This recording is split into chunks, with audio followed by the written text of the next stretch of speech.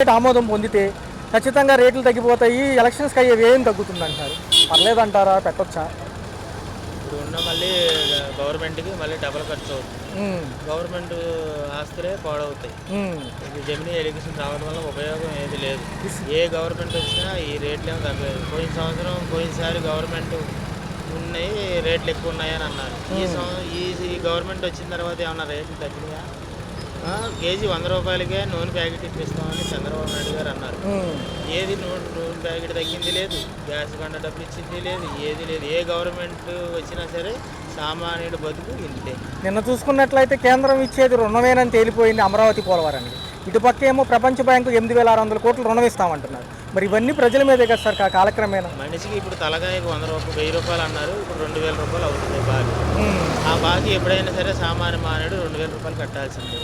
ఇంకా ఇప్పుడు మళ్ళీ బాకీ తీసుకొస్తే 3,000 అవుతుంది అంతే. సామాన్యుడి మీద భారమే ఇది. ఇప్పుడు 150 రూపాయలు ఉన్న నూనె ప్యాకెట్ 250 రూపాయలు అవుతుంది బాకీ తీసుకొచ్చి. అంతే తప్ప సామాన్యుడికి ఉపశమనం అనేది ఉండదు, ఏది ఉండదు సార్. కేంద్రం పెట్టినా రాష్ట్రం పెట్టినా ఏ సమావేశాలు పెట్టినా సార్ ఏదైనా కానీ రాయితీలు రావట్లేదు. ఎందుకంటే రైతులు అంటే గవర్నమెంట్ వాళ్ళు వాడుకుంటున్నారు కానీ ప్రజలకు ఉపయోగపడేది ఏమి లేదు. అమరావతి బాగుపరుస్తామని అన్నారు. అమరావతి తీసుకెళ్ళి ఇప్పుడు కూరగాయల రేటు 40 రూపాయలు అవ్వడం కారణం అమరావతిలో కూరగాయలు పండక వేరే రాష్ట్రం నుంచి రావడం వల్ల 40 రూపాయలు అయినాయి. మన రాష్ట్రంలో కూరగాయలు పండితే మనం ఎక్స్పోర్ట్ చేసే అవకాశం ఉండేది. మన రాష్ట్రంలోనే కూరగాయలు పండే భూమిని తీసుకెళ్ళి అమరావతికి ఇచ్చారు. కొన్ని వేల ఎకరాలు ఉన్నాయి. ఏది నూజివీడులో పెట్టవచ్చు. అంతా సర్వనాశనం చేశారు. అంటే ఎవరు ఏ ప్రభుత్వం వచ్చినా సరే సామాన్యుడి బదులు ఇలా కాలం చేయాల్సింది. సంక్షేమ పథకాలు ఏమో డబుల్ బడ్జెట్లు ఉన్నాయి సార్. మరి ఇప్పుడున్న రాష్ట్ర ఖజానా చూస్తుంటేనేమో 14,00,000 కోట్లు ఏమో అప్పు ఉంది అంటున్నారు. ఒక పక్క చూసుకుంటే మరి ఈ డబుల్ బడ్జెట్లు ఎలా నెరవేరుస్తారు? వచ్చే ఆర్థిక సంవత్సరం మరి ఇంకా గడ్డుగా ఉండబోతుంది అంటున్నారు. ఈ సంక్షేమ పథకాలు ఇచ్చేది లేదు, తీసుకునేది లేదు. అది గవర్నమెంట్ ఇస్తేనేమో ఇవ్వలేదు. అంతా మోడీ గారు ఇచ్చిన ప్రభుత్వం అన్నారు. ఆ మోడీ గారు ఏం ఇచ్చింది కూడా ఏది గ్యాస్ బండ పథకం అన్నారు, దీపం పథకం అన్నారు. దీపం పథకం లేదు. అమ్మఒడి అన్నారు. అమ్మఒడి తర్వాత ట్రాక్ వేస్తారంట, రైల్వే ట్రాక్.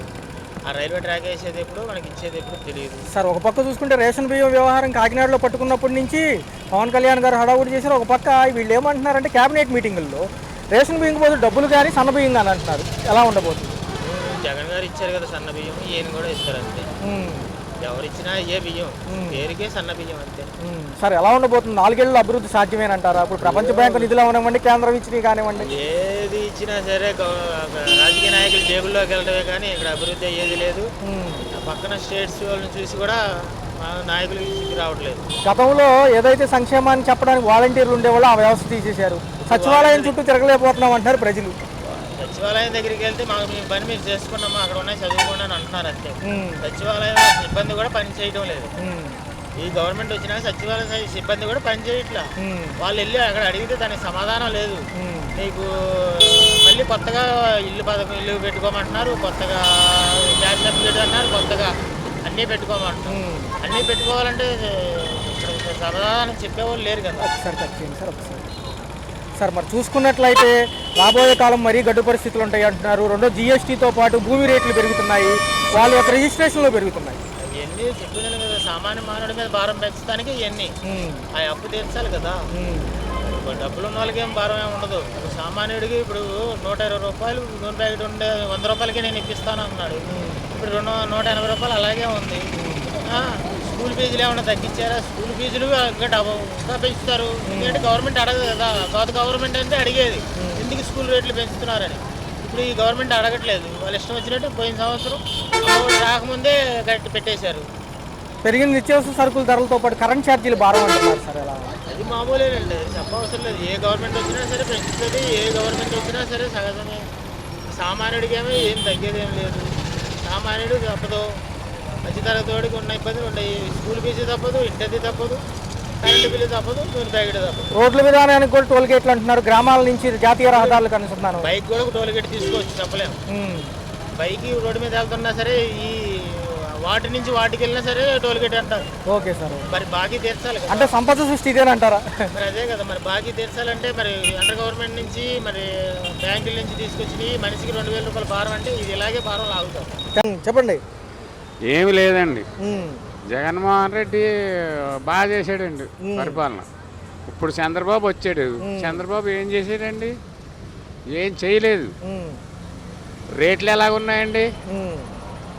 లేనోడు లేనట్టు ఉంటాడు అని నాకు ఏమన్నా పెట్టారండి? పెట్టలేదు. నా ఆధార్ కార్డు కూడా ఇవ్వలేదండి. జగన్మోహన్ రెడ్డి పార్టీ అని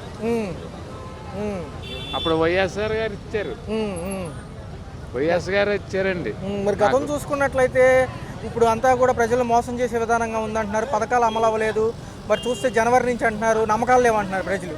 ఎవరండి? ప్రజలు ఏమీ లేదండి. వీళ్ళదైతే వేస్ట్ అండి ప్రభుత్వం. ఒకప్పుడు చేశారండి.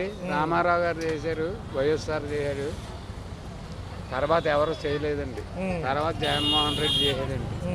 మరి మీకు ఎలా ఉంది? ఇప్పుడు ఏమో మరి అమరావతి కడుతున్నారుగా, కొంత సమయం అడుగుతున్నారు, అన్నీ బాగు చేస్తామంటున్నారు వీళ్ళు. ఏమో అండి, ఎవరు చెప్పలేమండి. మరి మీకు నచ్చిన నాయకులు ఎవరు పథకాలు అమలు చేసిన దాంట్లో? ఎవరండి మీకు బాగా జగన్మోహన్ రెడ్డి అండి. అప్పుడే బాగా అందినాయి అన్నీ. జగన్మోహన్ రెడ్డి చేయడండి, రామారావు గారు చేశారు, వైఎస్ఆర్ చేశాడు. మరి వీళ్ళు చెప్పేది పవన్ కళ్యాణ్ వచ్చాడు, మరి ఆయన పరిస్థితి ఏంటి? పవన్ కళ్యాణ్ పిఠాపురం అండి. గెలిపించింది మేమే. పిఠాపురం అండి మాది. గెలిపించింది మేమే. మరి 4 ఏళ్ళలో అయిపోద్ది అమరావతి పోలవరం. మరి ఎన్నో హామీలు ఇస్తున్నారు, కరెంటు ఛార్జీలు పెంచేశారు. మొత్తం ఇదేటండి, మొత్తం సునామీ. మొత్తం సునామీయే. పవన్ కళ్యాణ్ గెలిపించింది మేమే అండి పిఠాపురాన్ని. ఎలా ఉంది మరి చూసుకుంటే గతం కంటే ఇప్పుడు ఎలా ఉంది? రేట్ల విషయం కానివ్వండి, బడ్జెట్లు కానివ్వండి, అంటే సాధారణమైన ప్రజలకు అనుకూలంగా ఉంటున్నాయి ఇవన్నీ. అనుకూలంగా ఉందో లేదో తెలియదు కానీ గతం కంటే ఇప్పుడు పర్లేదు అనిపిస్తుంది. కొంత విశ్లేషణ విశేషం అంటే ఏ అంశాలు బాగున్నాయని. అది ఇంకా జనవరి వస్తే కానీ తెలియదు మనకేవి. జనవరి 2వ తారీఖు నుంచి కొత్త పథకాలు వస్తాయి, దాన్ని బట్టి తెలుస్తాయి. కొత్త రేషన్ కార్డుల వాళ్ళు కూడా ఉన్నారు. ఇంకా అంటే కొంచెం లోటు బడ్జెట్లో ఉన్నప్పటికీ సంక్షేమాలు కొంతవరకు ఇస్తే బాగుంటుంది అంటారా, లేదా అందరికీ ఇచ్చే? లోటు బడ్జెట్లో ఉన్న ఇంకా బయట పనులన్నీ చూసుకునే మనకు వచ్చేప్పటికి టైం పడుతుంది. ఇంకో 2 ఏళ్ళు కష్టపడాల్సిందే. అప్పుడు మనకి ఏమైనా పుంజుకునే అవకాశం ఉంది. మనకేమో పైన కేంద్రం ఉంది మోడీ గారు, ఆయన ఏమో అన్నీ ఓకే అంటున్నారు కానీ మరి అవన్నీ విడుదలయ్యి ఇన్ని అయితే జనం మీదే మళ్ళీ భారం. ట్యాక్స్లని ఇవని, నిత్యావసర సరుకులు, ఆయిల్ రేట్లు పెరిగిపోతున్నాయి కదా. అన్ని పెరిగిపోతాయి. మరి కింద గత ప్రభుత్వం అప్పుడు ఉన్నప్పుడే ఇవన్నీ చూసుకుంటే ఈ పాటికి మనకి ఇంత తలనొప్పి వచ్చేది కదా. అప్పుడు సరిగ్గా చేసుకోలేకపోతేనే ఇప్పుడు అంత తలనొప్పి. ఒక పక్కన వేరు నుంచి చెట్టు పెరగాలంటే వేరు నుంచి తీయాలి. మొత్తం వేరు తీయాలంటే 5 ఏళ్ళు 10 ఏళ్ళ నుంచి మనకి వెళ్ళిపోయింది. అంత లోటులోకి వెళ్ళిపోయింది. ఈ పేదలకు ఇచ్చే రేషన్ బియ్యం ఏదైతే కాకినాడ పోర్టులో పట్టుకున్నప్పటి నుంచి కూడా జనం ఏమంటున్నారంటే ఇస్తే సన్న బియ్యం ఇవ్వమంటారు, లేదా డబ్బులు ఇచ్చేయమంటారు. డబ్బులు ఇవ్వచ్చు అంటారు, ఇబ్బంది లేదా? ఎందుకంటే చాలామంది తినరు కదా ఈ రేషన్ బియ్యం అనేది. సో దొంగదారులు వెళ్తుంది కదా. మరి నాయకులు కూడా రేపు ప్రజాభిప్రాయకు వస్తానంటున్నారు. ఎలా ఉండబోతుంది? మంచిదేనంటారా? అది తెలియదు. సో మీకు నచ్చిన అంశాలు ఏమున్నాయి ఇంకా జనరల్గా? అంటే పవన్ కళ్యాణ్ గారు కూడా ఉన్నారు ఉప ముఖ్యమంత్రిగా, ఆయన పనితీరులు ఏమైనా బాగున్నాయా, పర్లేదా?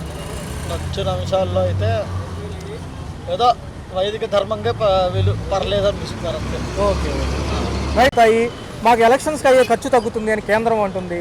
ఒక పక్క విశ్లేషకులు ఏమంటున్నారంటే ఇవన్నీ ఇంకా పెరుగుతాయండి. రెండోది ప్రతిపక్షాలకు ఒక వెసులుబాటు మళ్ళీ రావడానికి అంటున్నారు ఓడిపోయిన వాళ్ళు. అలా ఏం లేదండి, ఎవరు వచ్చినా ఒకటే రేట్లు ఉంటాయి.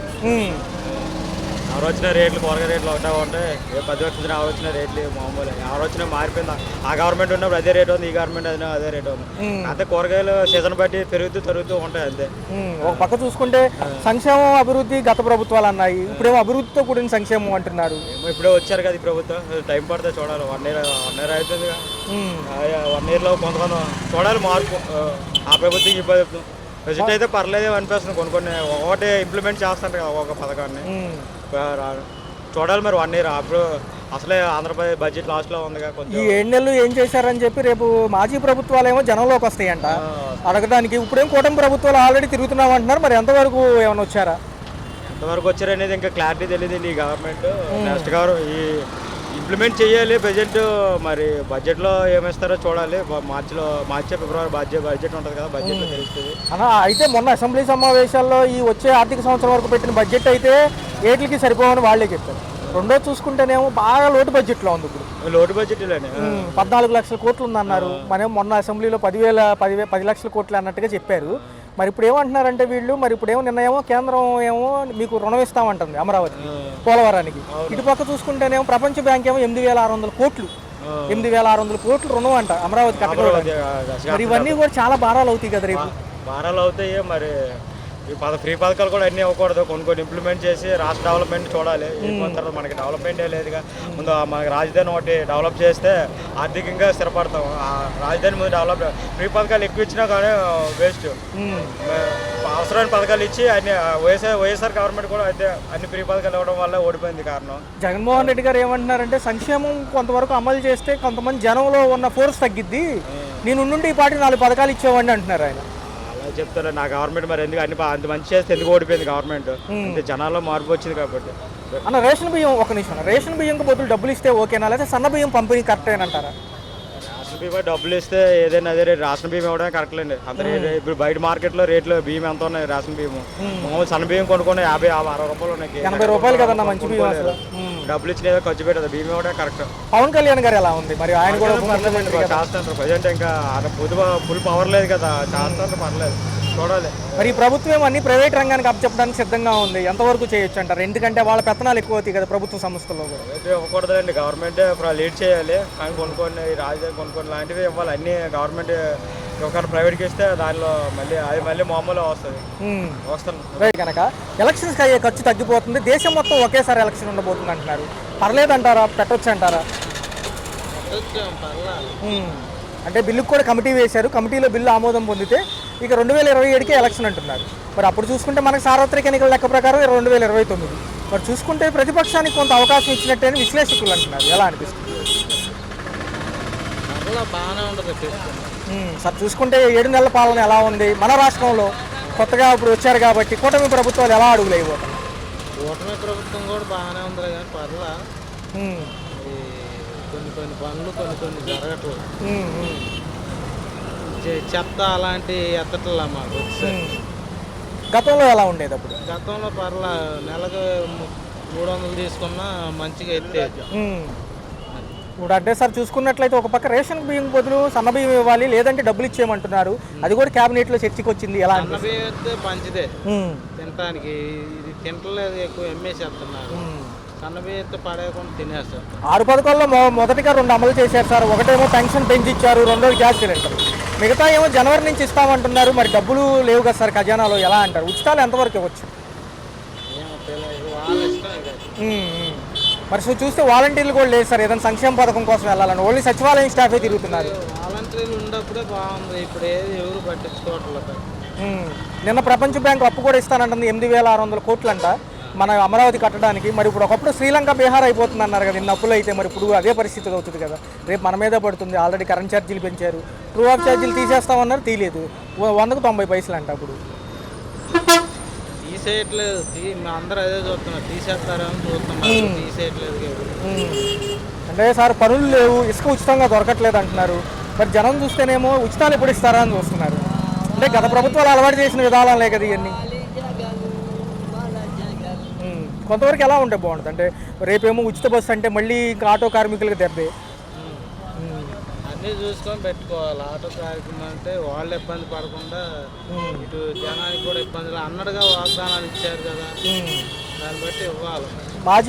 మాజీ ముఖ్యమంత్రి కూడా జనవరి నుంచి జనంలోకి వస్తానంటున్నాడు. ఆయన ఏవి అంశాలు లేట్ అవుతున్నాయో అన్నిటి గురించి అడుగుతానంటున్నాడు. ఎలా అనిపిస్తుంది? అడగటం మంచిదేగా, అడిగితే మరి ఇయ్యని అడుగుతారు కదా. ఎలా ఉండబోతుంది పోలవరం అమరావతి? చూసేస్తామా ఈ 4 ఏళ్లలో? రైట్.